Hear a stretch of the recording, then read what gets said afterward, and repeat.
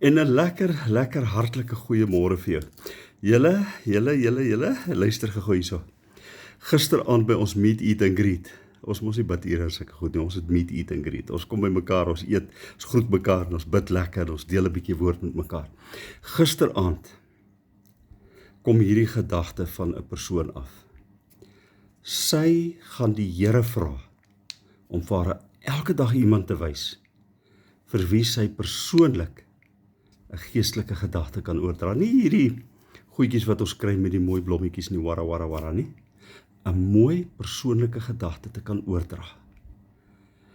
En ek sit daar en ek dink, en dit is of die heerlikheid van God my bewus maak van, al is ek hoe siek, al het ek watse omstandighede, al gebeur wat in die wêreld om my, ek en jy het hierdie heerlike voorreg om vandag, môre, oormôre, vir iemand iets persoonlik positief geestelik te kan beteken. Om net vir iemand te sê, kom ek bid vir jou. En ek kan nie toelaat dat my eie ou wêreldjie hier om my potjie, om daai positiewe instrument in God se hand te wees nie.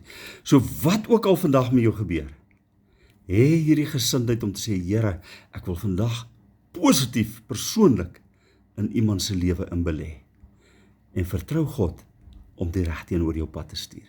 Here, dankie dat ons, die gesande van God, die ligdraers van God, vandag vir iemand persoonlik iets positief kan beteken. No matter what. Amen. Jy moet 'n baie lekker dag hê. Gaan geniet hom. Bye bye.